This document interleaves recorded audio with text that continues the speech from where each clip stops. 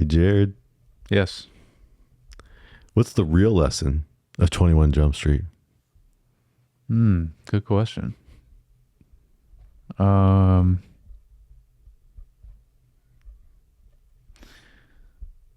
Be nice to your partner, your police.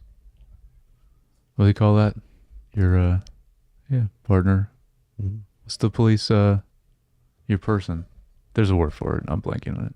Oh, You know, it's like your main police partner. I don't know they why. call it, yeah, is there a word? There's a Let's word, just yeah. say partner. I know. It's anyway. No, that's not the answer. Okay. It's high school's confusing no matter how old you are. That's the truth.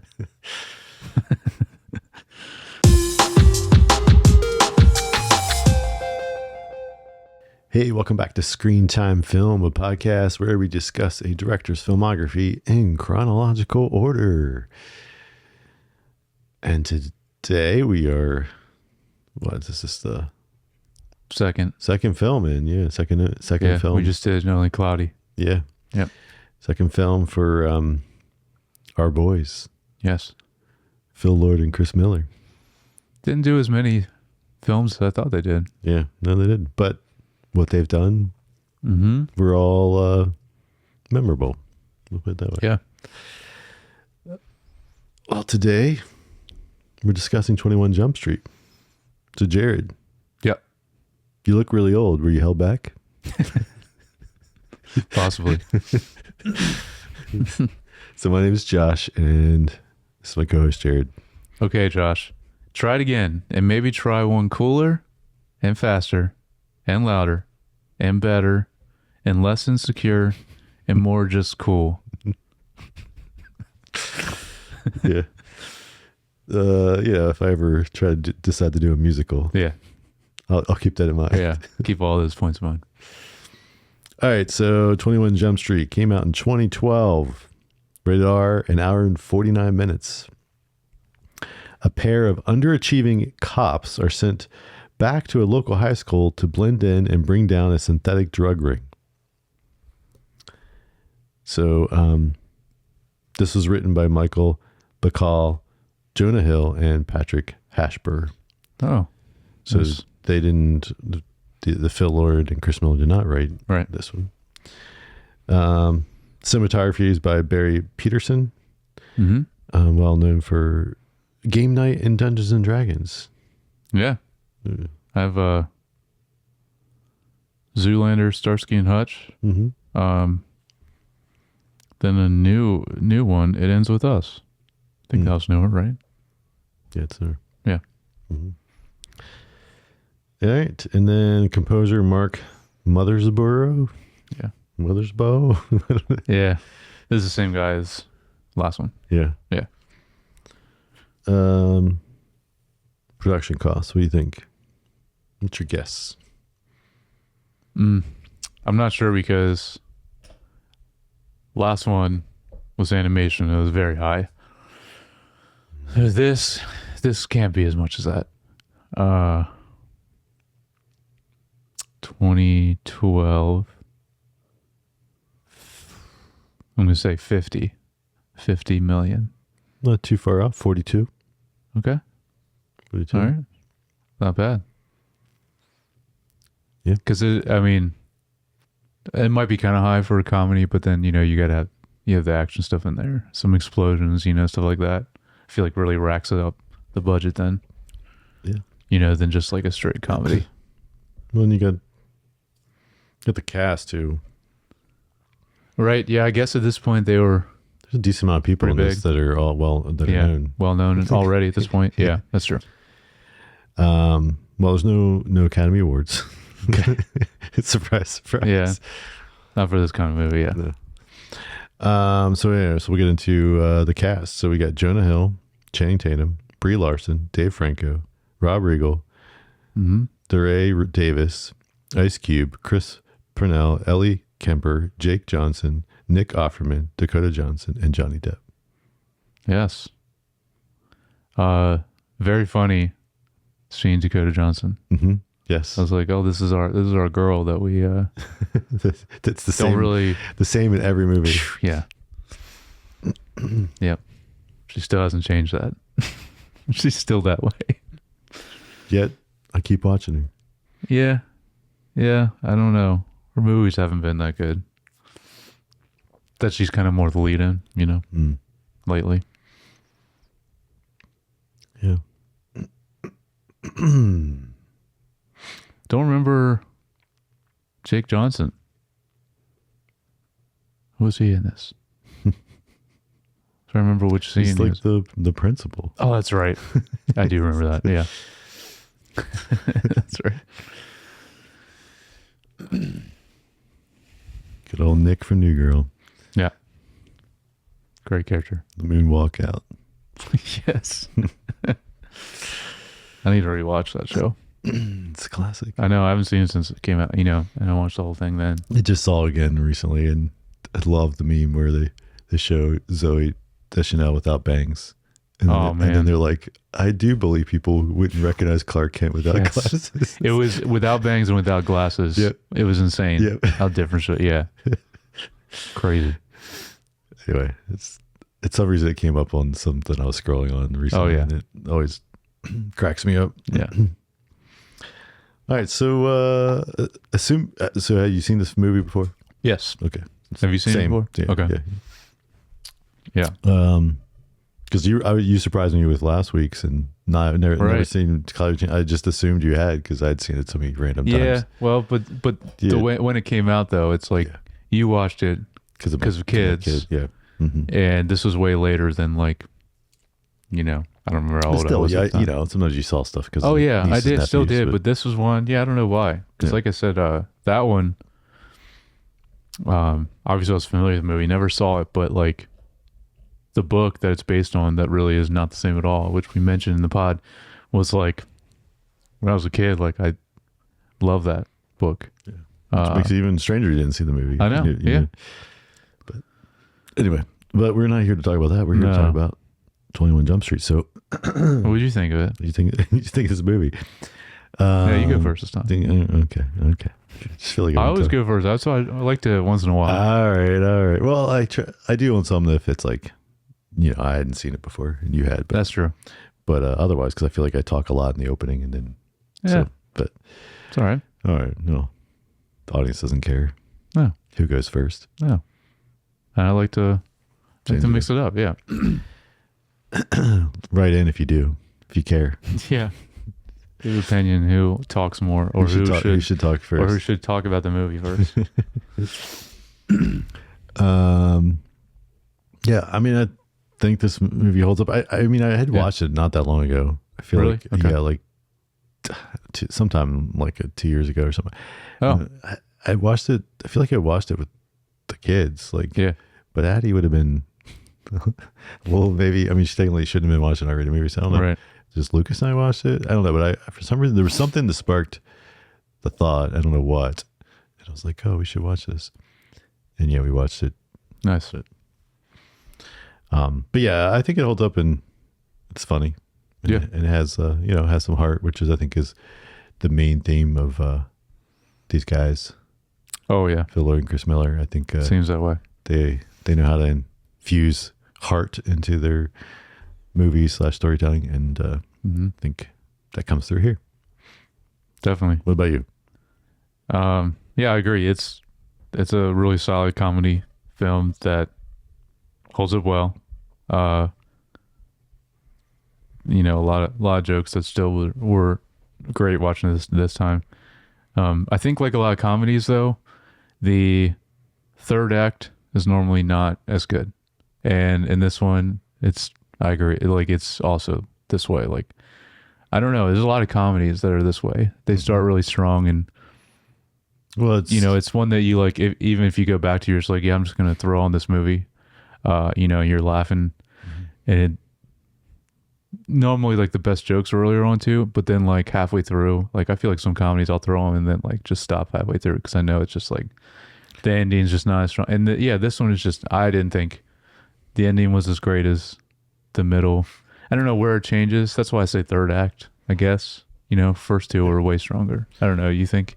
You agree No, with that? I think you're right most of the time. I mean, Yeah. like you think about like Dumb and Dumber or something Yep. else that's like, A lot of comedies are this way. you just, yeah, but the third, because they got to wrap things up. And really, most of the time, the plot, the story device that they're using isn't. Well, that's normally secondary it's to the comedy. second or third and tertiary. Like it's not even the main. Yeah. So it's just like something to get them from point A to point B so they can have the comedic Yeah. moments, right?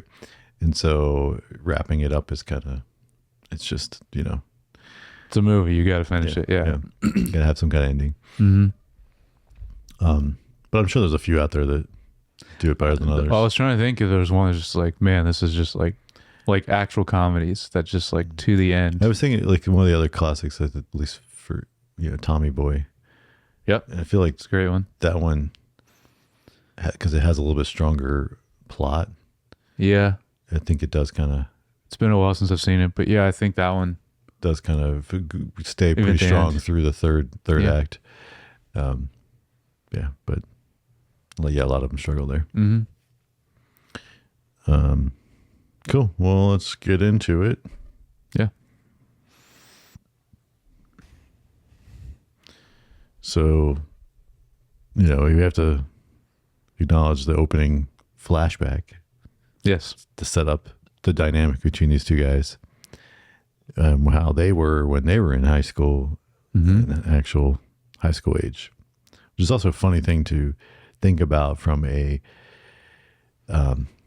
director / production standpoint. You got to hire these guys, you need these actors, and you got to make them look like they were actually in high school, Mm-hmm. and then later make them try to blend in but not look like they were in high school. Yes. Yeah, they did a good job with not as much Channing Tatum, but Jonah Hill, and it's great. I mean, in score I wrote down there's a lot of, well, not a lot, but there was a few great needle drops. And started this one. I mean, it was peak like Eminem was like so popular, and a real Slim Shady needle drop. Great. Obviously, he's trying to look like him, which is a lot of people did at that time, bleach their hair and all that. So yeah, it was great. Yeah. Do you think it's good? Because they definitely set up the cliches. Like there's like heavy cliches here. Mm-hmm. I mean, that's a big part of the plot overall. Do you think that worked? Yeah, I think so.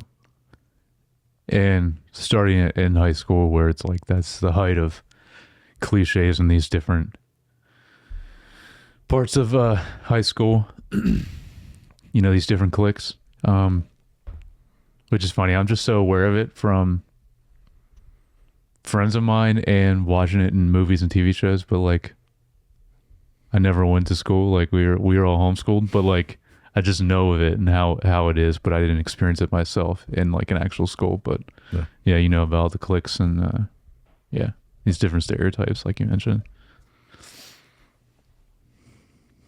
Well, these two guys then still end up kind of joining an unusual partnership in the police academy to help each other get through.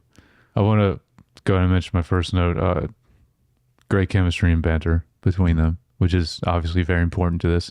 Any kind of buddy cop comedy, you know, both of them, even if it's not a cop movie, like comedy, like if there's two center people, just buddy comedy, yeah. The two of them have to work really well together, and the chemistry, but specifically the banter for a comedy, and yeah, they were great together.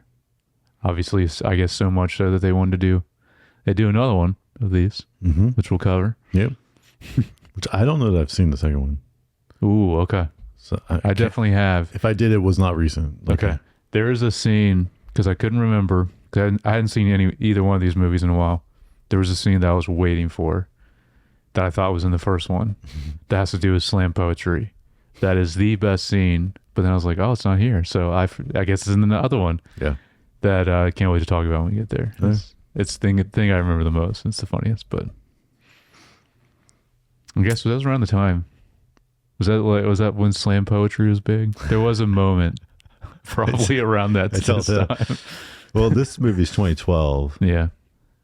I feel like Sam Punisher was big. It was before that. Yeah, but I guess so. these movies are set in a different time period. True. So when they actually came out. So. And I'll go ahead and mention because yeah, we're gonna cover 22 Jump Street also. But when I was looking, because this was 2012, 22 Jump Street is 2014. The Lego movie is also 2014, and I checked to see when was released first. And the Lego movie's first. So that's why we're doing that one next. But they're both 2014. So Interesting. it's interesting, not just doing these two back to back for them. They wanted to do. They did an animated. Or movie. I don't know. Maybe they did, filming wise, and just released differently. I don't know. Yeah. But yeah, Lego movie is released first, so that'll be next. Right on.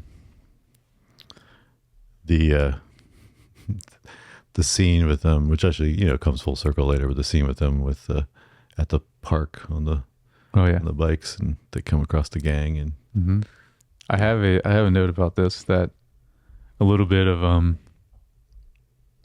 definitely the time and when this is set. That what note do I have this? Hold on. Oh yeah. The like biker gang in this scene, and it's just like they're arresting them for cannabis. That's just like at the time, they're just like talking about how illegal it is, and that's just one thing you watch and it's like, okay, that's there's still some states, but it's not. Yeah, I guess so. But for the most part now, it's just like they wouldn't be taking them down for that. But obviously, then it's something different later. But like initially, that's what they're taking them down for. Yep. So then they get their assignment to go undercover. How'd you feel about Ice Cube as the captain? I mean, it works. Yeah, it works. I thought he was great. He was cracking me up. Because I don't think I've really seen him in any movies, but I thought he was really funny in this. I think he was in stuff earlier than. I think so. Kind of like more in the early 2000s. Oh, that's right, the Friday movies. Yeah, I remember loving the Friday movies. I remember watching them a lot when I was growing up. Yeah. Yes, I feel like he did some stuff in the 90s and early 2000s, and then kind of probably got. I think you're right. That's more of the time, which is interesting because that's also when probably he was the biggest as a musician. So you think he'd be more doing that and then maybe doing acting later, but he's doing both. Yeah, it's all about building that momentum in the audience, right? Yeah. Yeah. So basically the reveal here that is funny is that in the meantime, since they were in high school, which I don't know, what has it been, 10 years? They never say exactly how old these guys are, right? No. The start of the film, that's the only time they show the year. I think it was 2005. Yeah, but we don't know what year this is. No. So, whatever, it's been 8-10 years. And the whole I assume it has to be normal present day 2012. Yeah, maybe. I'm assuming. Yeah, they but the whole dynamic has shifted, and like what was cool then is and that adds to a lot of the comedy throughout the rest of the movie, is that the nerds are kind of the cooler people and the jocks are not. And that was the funniest thing, is them like that, just like blowing their minds that the nerds were like. And even at this time, I guess that was kind of the start of it. Well, maybe even before that. But it's like, when the Big Bang Theory come? Right, it's that, and then going into the Marvel films, and then like that becoming the biggest thing, and then it's like nerd. Comic book nerds are cool now. Yeah. And now especially 2026, even before this, but like now it just keeps getting more so. It's like the nerds run everything now, and are like, they finally got the revenge. Revenge of the Nerds. That's right. No, it's just like but it's also like I think about it where it's like it can't be like a cool personality trait of yours anymore. Where you're like, oh yeah, I'm a nerd. Right.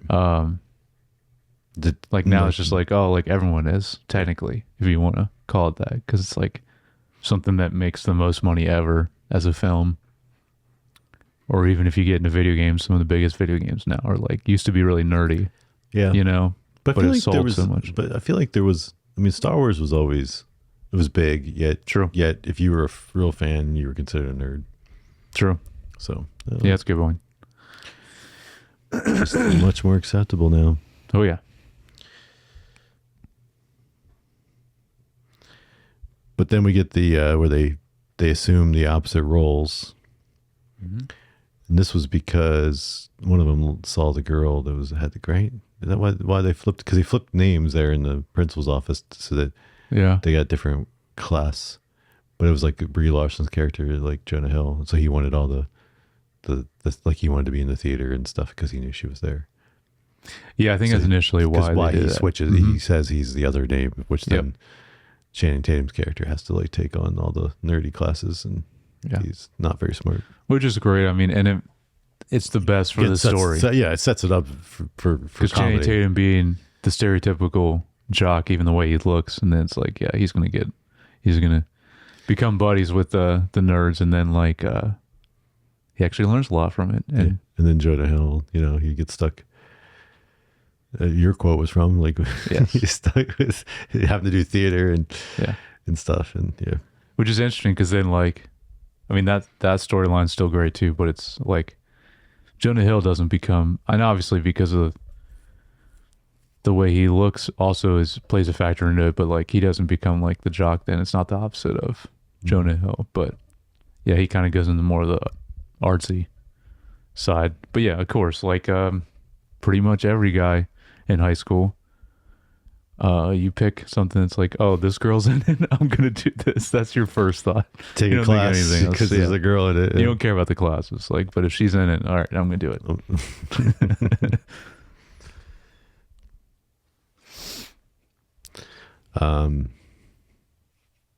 Of course, then we have the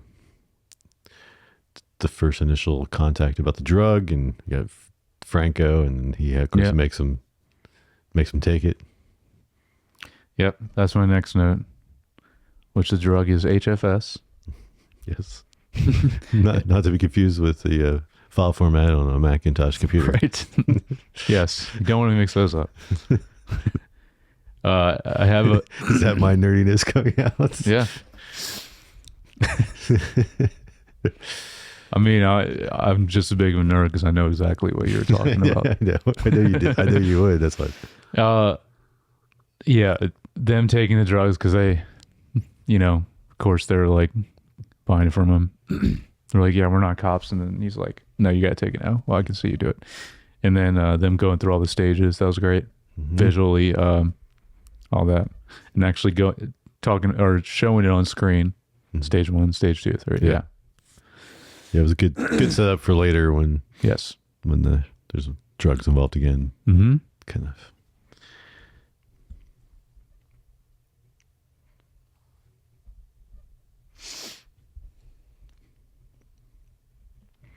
So then we get the party that they throw. Mm-hmm. And this obviously is the main goal is to try to infiltrate deeper with the drug. I guess Ring. ring. Drug Yeah, ring. yeah, whatever word you want to use. Yeah. Really find out who's making it and selling it, right? Mm-hmm. But again, ulterior motives, especially for Jonah Hill's character, where there's a girl involved. Mm-hmm. So he's less worried about, trying to solve their case, and more worried about trying to flirt with the girl. Mm-hmm. So, Is this the first time where he says something about Channing Tatum and he overhears it? That's when he first no, because this is where they set the phone up. Like okay, so they later swap. then. This is where That's right. Franco's character, they are able to take his phone, and then they're like Right. like Channing Tatum's friends, the nerds, like hack the phone and get it set up. So then he gets That's it back right. to him right before he leaves. And then that's how he overhears him And say like stuff about him. Yeah, at that other Yeah. party, the smaller house Okay, party. that's what I was thinking of. Yeah. But the But this is where you kind of start seeing the tension in the friendship, right? Really Yes. starting to surface. And also where he gets stabbed in the back. Mm-hmm. Just ridiculous. Mm-hmm. So then the little partnership's starting to fall apart.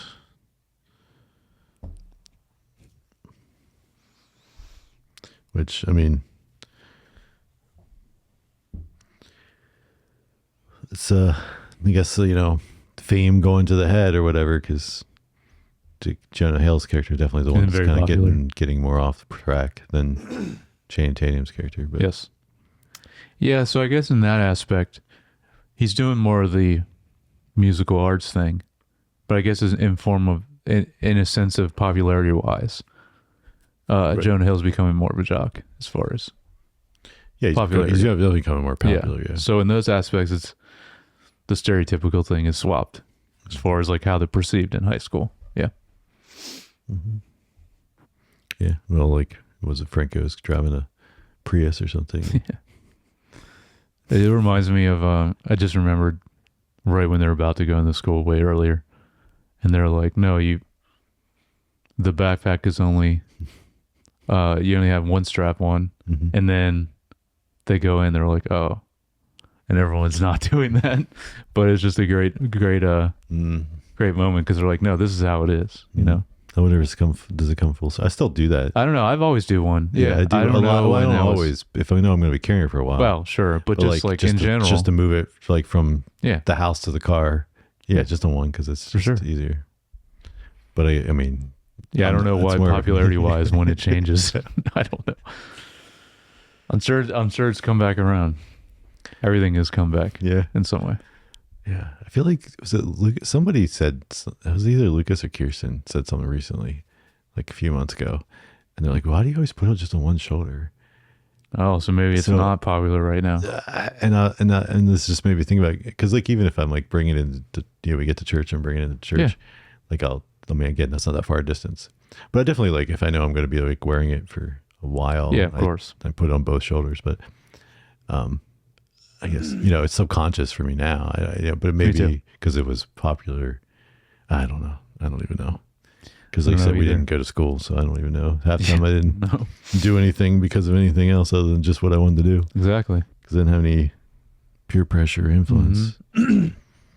So if anyone watching or listening wonders why both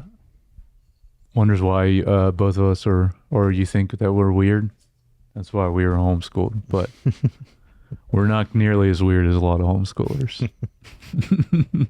Back then, now it's very different, obviously. But Yeah. Now it's way more common. yeah. I was just, I was just talking to somebody about this. I don't even remember who it was. We were talking to Homeschooling. Yeah, and then just how I was like, oh yeah, no, I used to, like, mom would have me go speak to other groups of parents, Yeah. like post graduate, like graduation and being a successful member of society, Right. to be like, hey, look, you can homeschool and they can Yeah. turn out okay. That turned out all right. Yeah. You too can turn out okay. You too can homeschool and your kids can Yeah. turn out okay. I mean, I remember Aaron even going with me this summer, like, Really? because, like, I was young enough when I got married that, That's great. yeah, I don't remember you actually going to these things, but that makes sense though. the tracks. Yeah, it tracks well also. And then you're the oldest, you're the firstborn. It's like he's the one of the kids, the most successful. And then so you get him to mention, like, yeah, I was homeschooled, but look at me now. Oh man, it's so funny. But like it at the time though, there were so many. I say this in a loving way, but like there's so many just like very, very weird homeschool kids, and obviously we knew all of them at the time. And this was 80s and 90s, and yeah, it's like I would say we were the most normal of, like, because because a lot of them like it didn't even have any social skills. Because you remember interacting with them. Like these people are so weird, or these kids are so weird that like they don't know how to have basic normal. So like in that aspect, we were obviously, us young birds are weird in our own ways, and a lot of people probably think so. But at the time, we could at least like hold a conversation, and it was socially awkward. Look someone in the eye. Yes, we weren't socially awkward at least. Yeah, actually, I just saw a Babylon Bee. Yeah, it just had like a kid, like a 12-year-old kid, looking up and shaking, like getting ready to shake a hand, and you can see the adults like just out of frame. Mm-hmm. You can't really see their face, but the kid's looking up, and it's like kid Al says homeschooler because he can make eye contact when he says hi.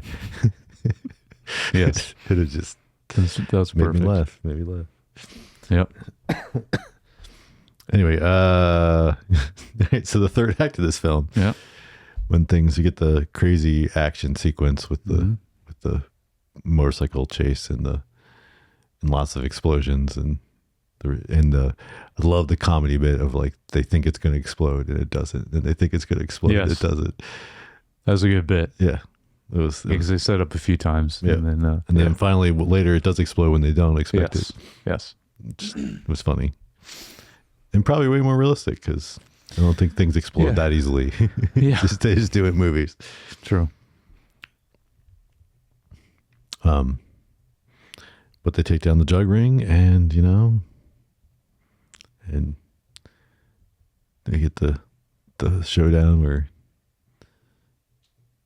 we finally get to see if Jonah Hill's character can pull the trigger. That's right. Yeah.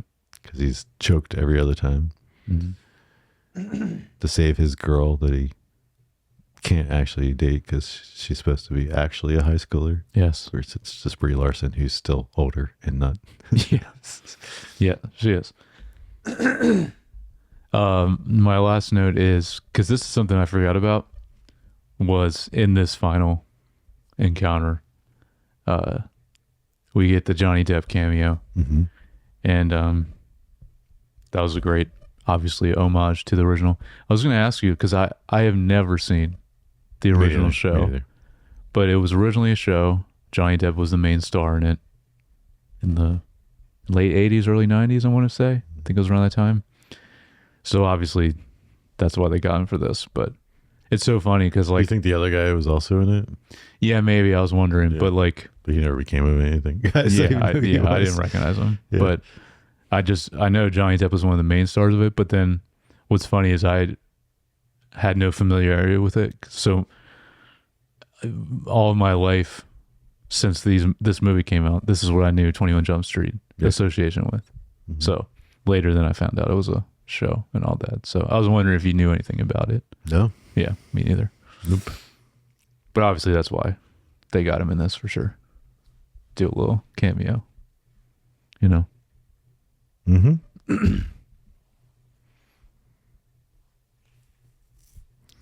How do you feel about other than you said third act was weaker, but like how do you feel about the ending? Oh, it was good. I mean, it still wrapped up well. It's just just wasn't as, I mean, it still worked story wise. I guess I kind of mean more of like the comedy and the momentum of all that was just like obviously the best in the first and second act. Yeah. But no, I mean the film still wrapped up well. And obviously we have to get since there was conflict, Jonah Hill saying all these not nice things about Channing Tatum. Obviously he overhears it. Mm-hmm. So we talked about the nerds setting up the device, and then obviously at the end they come back together. Very typical for this type of movie, but it worked well, I thought. Yeah, I agree. I think it's not quite as funny, but the heart's there, and For sure. like we kind of talked about at the beginning, and it sets it up well for the sequel. Mm-hmm. So, Yeah, it does. Yeah. Cool. Any other thoughts on the? No, I'm excited for you to watch the other one because I didn't know you never seen it. Yeah, I'm looking forward to it too. Yeah. Yeah. Now we'll talk about cinematography a little bit. Not a lot to say here. No, I have a note about this. It's like anytime we do a comedy, there's normally not much, unless it's a very specific thing that the director and cinematographer have in mind. It's like most comedies. There's not like a lot of shots or anything crazy to mention. I only have, I think, like one thing. Mm-hmm.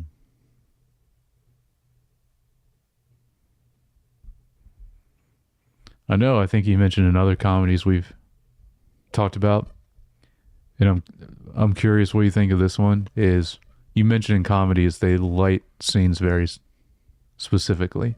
That's different than other movies.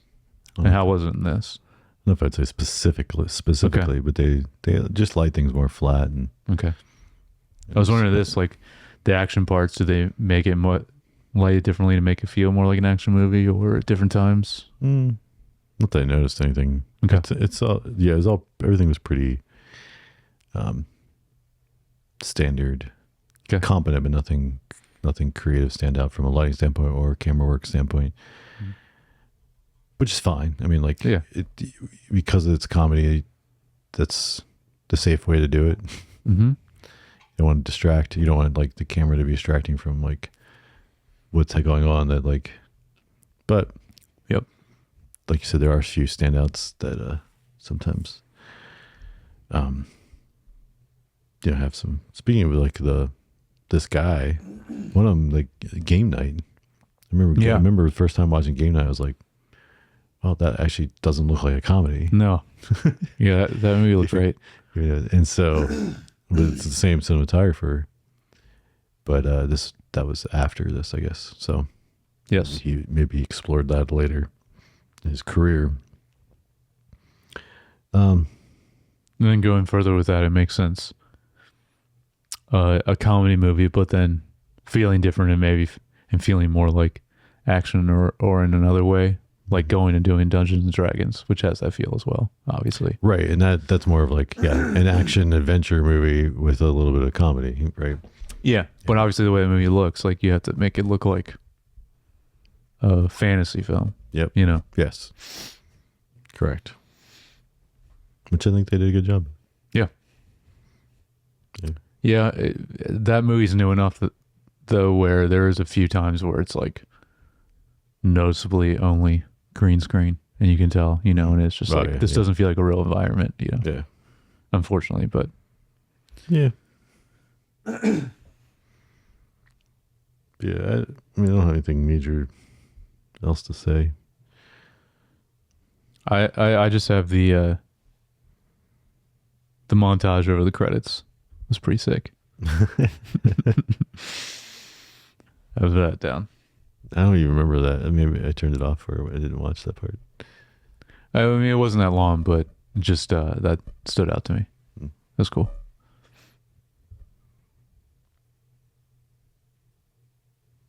That's mainly it though.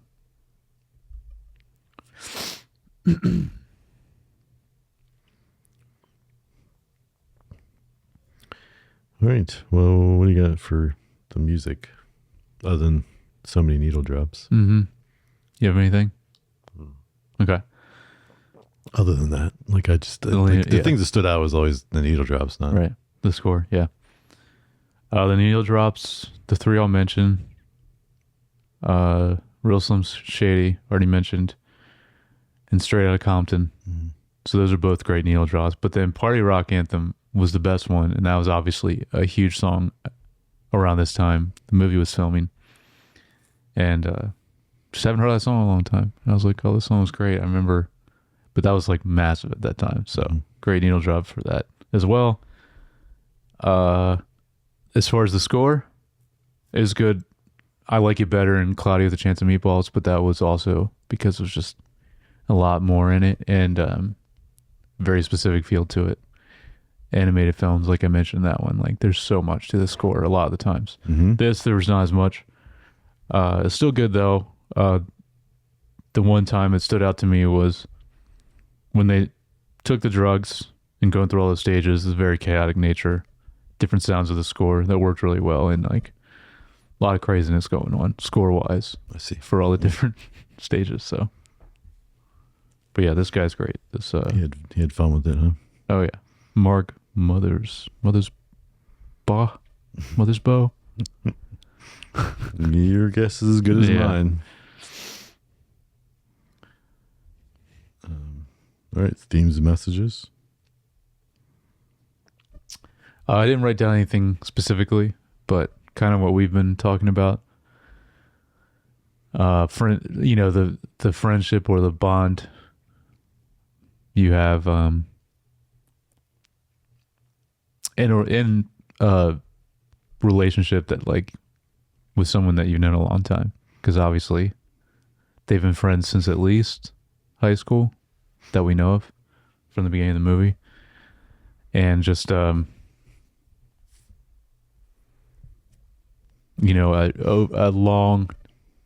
long-term friendship that you had a long time, and then like obviously you're gonna have these times where you're not getting along or something happens, but then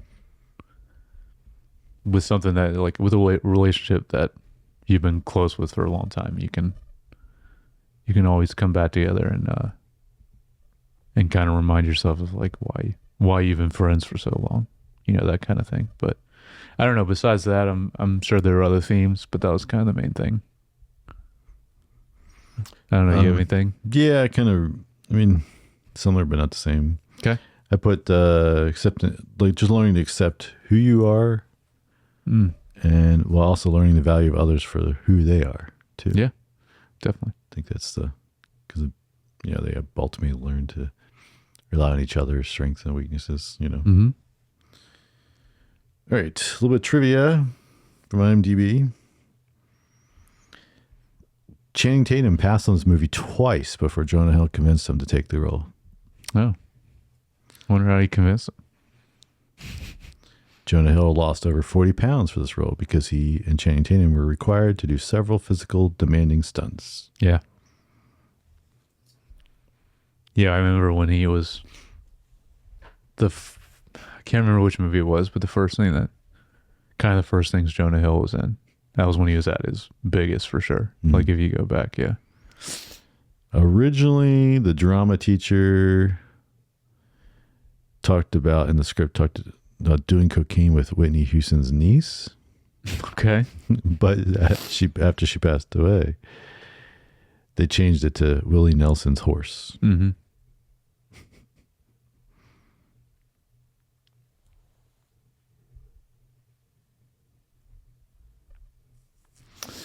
When Channing Tatum and Jonah Hill exit the limo and enter the prom, the two guys dressed as ushers, standing on both sides, are their stand-ins.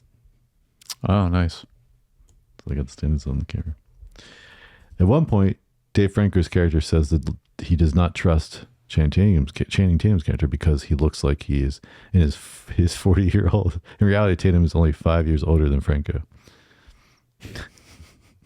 He does look older though, yeah. He does. Yeah. While undercover, Schmidt's cover is almost blown by someone who he knows personally and avoids this by pushing her away and saying that she tried to grab him in the private horse. The same thing happened to Johnny Depp's character in Donnie Brasco in 1970 while he was undercover. Depp plays Tom Hansen of the DEA. That's weird to reference that and not the show. It is. I thought it was going to be something from this. I know.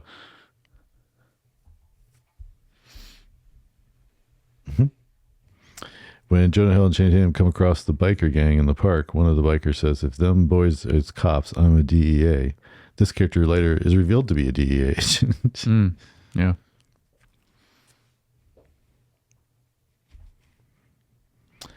Originally, Emma Stone was considered for the lead female role. She had to drop out due to scheduling conflicts with Amazing Spider-Man. Oh. Yeah, she would have been great in this. Mm-hmm. She's great in everything.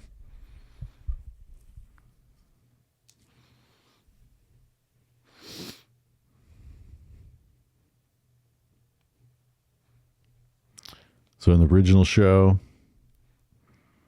Hansen and Penhall would frequently go undercover with the last name McQuaid brothers, which is what they did in the Okay. those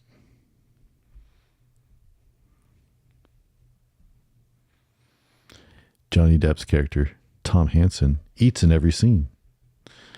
Hansen often in the original TV series would be eating during an episode. Okay. And it would be vital to the plot. Oh, all right.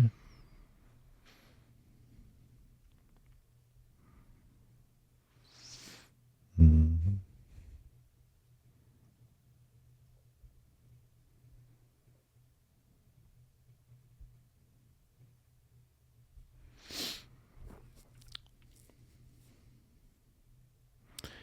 Jonah Hill wrote the part of Captain Dixon with Ice Cube in mind. Perfect. Perfect casting then. He got who he wanted. So throughout the film, the two main characters return to the chapel. We actually didn't really talk about this. We mentioned them when the casting, but Mm-hmm. they encounter two female officers who taunt their exploits, including busting a prostitution ring and busting a chop shop run out of a high school auto shop. Both of these cases were plots in season 1 of 21 Jump Street. Nice. Yeah. And that was Dakota Johnson. And somebody else other person. that Yeah. didn't look familiar to me, but yeah. I mean, yeah, she's barely in it. There's only like a few scenes. Mhm. Yeah, that was one of them. Jennifer Lawrence, Juna Temple, Julianne Ho, and Gemma Ward. I don't know if Gemma Ward's auditioned for a role, but I guess none of them got it because Nice. they're not in this film. Yeah.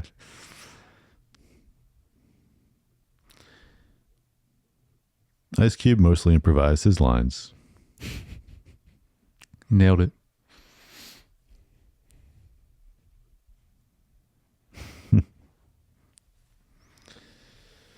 I think that's about it. Okay. Yeah. Just Jonah Hill and Dave Franco also played classmates, high school classmates in Superbad. Yeah. But- One of the best comedies. I'm gonna have to check out the original show. I've never seen it. Yeah. I don't know if it's streamed anywhere, but Well, any other final thoughts? No. You guys let us know. Did you see the original show yeah. and how that compares to the movies? Yeah, let us know. You can do that. That or any other feedback you want to give us or questions, you can send in by emailing us at feedback@screentimepod.com or send us a DM or Mm-hmm. leave a comment. And all of you that do already follow, like, and subscribe, we appreciate it. But if you aren't, please do so. And you can do that on Apple Podcasts, Spotify, YouTube, Facebook, Instagram, and TikTok. All Screen Time Pod. And if you want to follow each of us individually on Instagram, I'm at Jay Youngbar. And I'm at Zero Jump Bar. All right. And next week we will talk about the Lego movie. Everything is awesome.